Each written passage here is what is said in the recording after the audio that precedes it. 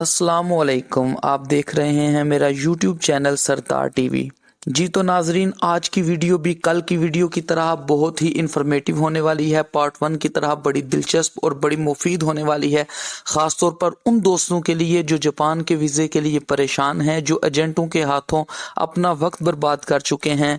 तो नाजरीन, जैसा कि कल की वीडियो में हमने पाकिस्तान से वीज़े के हुसूल का सारा प्रोसेस समझ लिया था कि हमें क्या क्या चाहिए होता है और किस किस तरह डॉक्यूमेंट्स हमने कहां से वसूल करने होते हैं।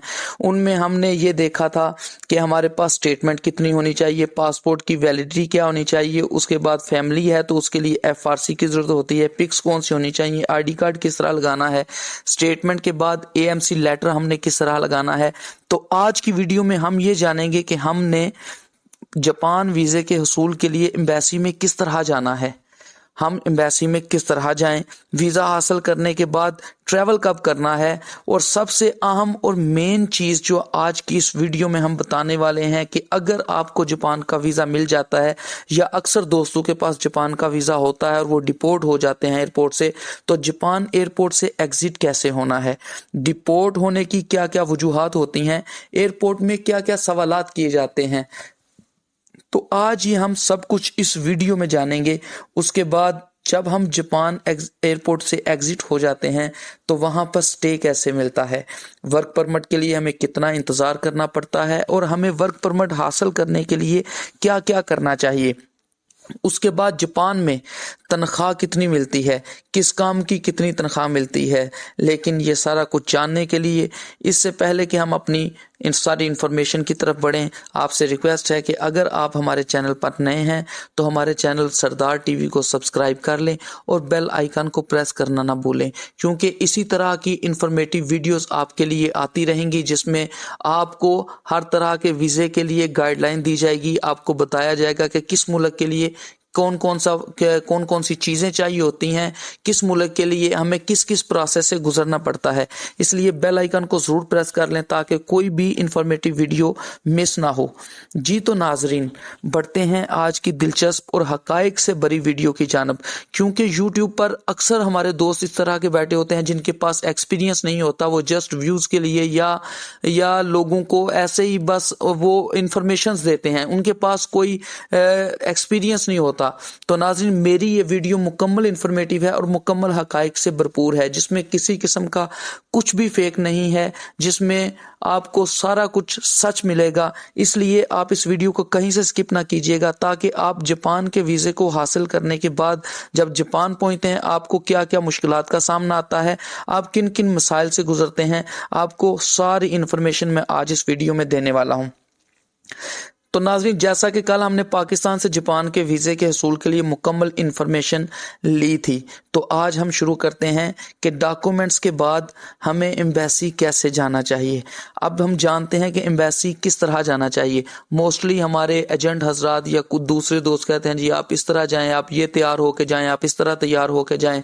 आपका अगर आप हमारी लेडीज़ हैं या फीमेल हैं तो वो अगर पर्दे में हैं तो नहीं जी, आप बिल्कुल क्लियर यानी कि पर्दा जो है वो सिंपल दुपट्टा लेके जाएं।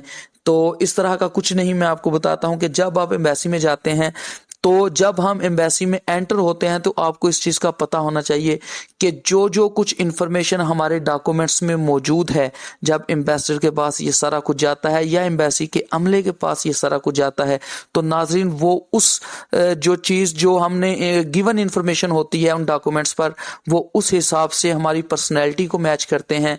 क्या हमने जो इन्फॉर्मेशन दी है उससे हमारी बॉडी लैंग्वेज, हमारा वे ऑफ टॉकिंग, हमारी पर्सनैलिटी उससे मैच करती है, क्योंकि उन्होंने दिन में लाखों लोगों को देखना होता है, लाखों लोग उनके सामने आते हैं, वो तजर्बाकार स्टाफ होता है। तो वो सबसे पहले ये देखते हैं कि जो गिवन इन्फॉर्मेशन है वो इसकी पर्सनैलिटी से मैच करती है। तो इसलिए हमें सबसे पहले इस चीज़ का खास तौर पर ध्यान रखना चाहिए कि हमें बिल्कुल सच इन्फॉर्मेशन जो है, बिल्कुल जो हकीकत पर मबनी इन्फॉर्मेशन होती है, हमें वो वहां पर देनी चाहिए ताकि हमारी पर्सनैलिटी, हमारी बॉडी लैंग्वेज, हमारा वे ऑफ टॉकिंग उससे मैच कर सके। तो एम्बेसी में जाके हमें अपना टेम्पर लूज नहीं करना चाहिए, हमारी बॉडी लैंग्वेज अच्छी होनी चाहिए, हमें कॉन्फिडेंस लेवल अच्छा होना चाहिए, बात करने का तरीका अच्छा होना चाहिए। तो आप एम्बेसी में जाके अपनी फाइल को सबमिट करते हैं। उसके बाद वहां पे वो आपको एक टोकन टाइप रसीद दे देते हैं कि आप को जब कॉल आएगी तो आप एम्बेसी राब्ता कर लीजिएगा। तो जब आपको कॉल आती है तो वो कॉल पे आपको ये नहीं बताते कि आपका वीज़ा लगा है या नहीं लगा, जस्ट वो आपको ये बताते हैं कि अपना पासपोर्ट आके वसूल कर लें। उसके बाद हम जाते हैं जी इस बात की तरफ कि जब हम वीज़ा हासिल कर लेते हैं तो हमें ट्रैवल कब करना चाहिए। मोस्टली हमारे जो दोस्त हैं या एजेंट हजरात हैं वो ये कहते हैं जी कि आप 2 माह बाद ट्रैवल करें, 3 माह का वीज़ा है तो आप 1.5 माह बाद ट्रैवल करें। तो ऐसा कुछ भी नहीं, आपका आज वीज़ा लगा है तो आप कल भी ट्रैवल कर सकते हैं, 2 दिन बाद भी ट्रैवल कर सकते हैं, 1 माह बाद भी ट्रैवल कर सकते हैं। उसके बाद जी सबसे अहम और दिलचस्प बात की तरफ बढ़ते हैं कि हमारे जो दोस्त अक्सर वीज़ा हासिल कर लेते हैं लेकिन एयरपोर्ट से डिपोर्ट हो जाते हैं। तो एयरपोर्ट से डिपोर्ट होने की क्या वजह होती है? एयरपोर्ट से डिपोर्ट होने की कुछ वजूहात ये होती हैं कि जो हमारी गिवन इंफॉर्मेशन होती है वो फेक होती है। जब हम लैंड करते हैं, अपने जहाज से उतरते हैं, तो जब हम आते हैं एयरपोर्ट में दाखिल होते हैं तो एयरपोर्ट का सारा अमला, इमिग्रेशन वाले वो हमारी बॉडी लैंग्वेज को देख रहे होते हैं, हम कितने नर्वस हैं, हम कितने इत्मीनान से चल रहे हैं, हमारी बॉडी लैंग्वेज हमारा साथ दे रही है या नहीं दे रही। तो हमारी जो फेक इन्फॉर्मेशन होती है, जब वो हमें पूछते हैं कुछ सवालात कि आप जापान क्यों आए हैं, किस लिए आए हैं, आपको जापान की कौन सी चीज़ जो है वो सबसे अच्छी लगी है, तो वहाँ पर हमारा झूठ पकड़ा जाता है और हम इंफॉर्मेशन मुकम्मल नहीं दे पाते। एक वजह ये होती है कि हमारी फेक इंफॉर्मेशन डिपोर्ट होने में अहम किरदार अदा करती है। उसके बाद ही हमारी फेक होटल बुकिंग होती है। अक्सर दोस्त जो हैं उनके पास फेक होटल बुकिंग होती है, तो ये कम ही होता है, लेकिन मेरी आपसे गुजारिश है और रिक्वेस्ट है कि जब भी बुकिंग करवाएं अच्छे होटल की अच्छी बुकिंग करवाएं। उसके बाद ही हमारे पास आ जाता है कि हमारे अकाउंट में बैलेंस कितना है या हमारे पास शो मनी कितनी है। एयरपोर्ट पे जब हमसे कुछ सवाल किया जाता है या पूछा जाता है तो हम उसके बारे में हमारे पास कितना पैसा मौजूद है। क्या जापान में अगर हम कह रहे हैं कि हम 10 दिन रहेंगे तो 10 दिन रहने के लिए हमारे पास उतना पैसा मौजूद है कि हम 10 दिन वहाँ पे रह लेंगे। और उसके बाद नाजरीन सबसे मेन चीज़ ये भी होती है कि अगर आप फैमिली के साथ ट्रैवल कर रहे हैं तो फिर वो ज़्यादा सवालात आपसे नहीं करते। ये जितने सवालात थे ये सिंगल पर्सन के लिए थे। उसके बाद आ जाते हैं हम कि जब वो हमसे सवाल करते हैं तो हमें कॉन्फिडेंस कितना है, हमारा एतमाद कितना है, हम कितने एतमाद से बोल रहे हैं। उसके बाद नर्वसनेस आ जाती है कि हम कितना नर्वस हो रहे हैं। वो हमसे सवाल कर, हमें पसीना आता है, हमसे बोला नहीं जाता, या हमें इंग्लिश नहीं आती तो हम इंग्लिश बोलने की कोशिश करते हैं और बार बार बोलने की कोशिश करते हैं, या हम ओवर कॉन्फिडेंट हो जाते हैं, बहुत ज़्यादा बातें करना शुरू करते हैं, जिसकी वजह से भी डिपोर्ट होने में ये भी चीज़ें अहम किरदार अदा करती हैं। तो मेरा ये मशवरा है आपको कि जब भी आप एयरपोर्ट पर लैंड करें, अगर आप फैमिली के साथ हैं तो इतना मुश्किल नहीं, फिर एग्जिट आसानी से मिल जाता है। अगर आप सिंगल हैं तो जापान एयरपोर्ट पे अच्छे खासे सवालात किए जाते हैं। अगर आपके पास आपने जो गिवन इंफॉर्मेशन उधर की है, आपके सबमिट है पेपर के ऊपर, आप उसके मुताबिक तमाम सवालात का अच्छे तरीके से जवाब दें।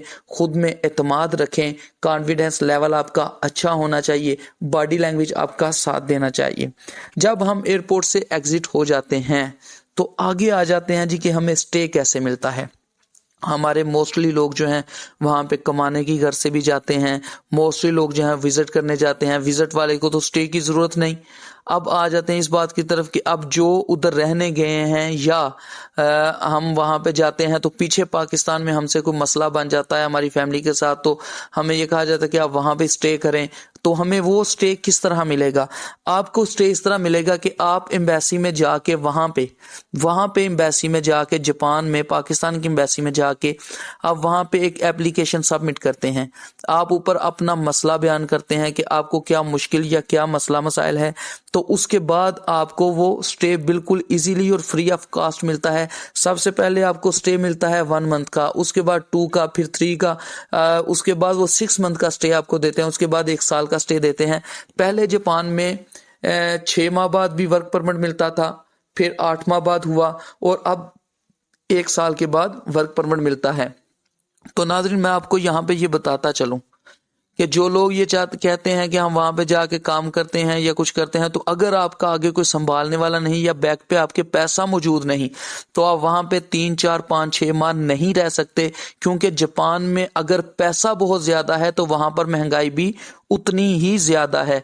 मैं आपको बिल्कुल सच और हकीकत पे मबनी बातें बता रहा हूं, शायद ये आपको कोई ना बता सके, और एक्सपीरियंस्ड हूं मैं, इसलिए मैं आपको ये सारी चीज़ें बता रहा हूँ। मुझे एक्सपीरियंस है इस चीज़ का कि वहाँ पे जाके रिहाइश का मसला आता है, वहाँ पे जाके स्टे के बाद जब हमें स्टे मिल जाता है, खाने पीने का रहने का मसला बहुत ज़्यादा हमें आता है, पैसा बहुत ज़्यादा हमारे पास मौजूद होना चाहिए, तब हमें जाके स्टे मिलता है। उसके बाद वर्क परमिट का मैंने आपको बता दिया है कि आपको 1 साल के बाद वर्क परमिट मिलता है, तब आप वहाँ पे काम कर सकते हैं, आप वहाँ पे किसी अच्छी जगह पे जॉब कर सकते हैं। आपको 3-4 माह बाद भी काम मिलता है वहां पे, लेकिन याद रखिएगा कि आपको वो पैसा नहीं मिलेगा, आपको वो तनख्वाह नहीं मिलेगी जिसकी आप तवक्को करके गए हैं, या जो आप चाहते हैं, या जो आपके दोस्त बताते हैं कि जापान में इतनी इतनी तनख्वाह मिलती है।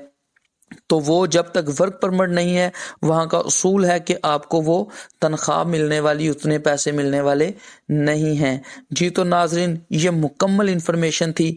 डॉक्यूमेंट्स आपने जो डाउनलोड करने हैं जापान की वीज़ा एप्लीकेशन, वो आपको गूगल से मिल जाएगी, आप गूगल से उसको डाउनलोड कर सकते हैं। वीज़ा एप्लीकेशन लिख के आपने ऊपर लिखना है, तो आपको सारे का सारा प्रोसेस जो है वो सामने नज़र आ जाएगा, और आपने वैसे ही फिलअप करना है जो ऊपर दिया गया है। जी तो नाजरीन मैं आपको यहाँ पे ये भी बताता चलूँ कि इंशाल्लाह ताला जल्दी मैं अगली वीडियो के साथ हाजिर होऊंगा, और फिर एक मज़ीद नई इन्फॉर्मेशन दूंगा और हकीकत पर मबनी इन्फॉर्मेशन दूंगा कि जिसका हकीकत के साथ बहुत ताल्लुक होगा।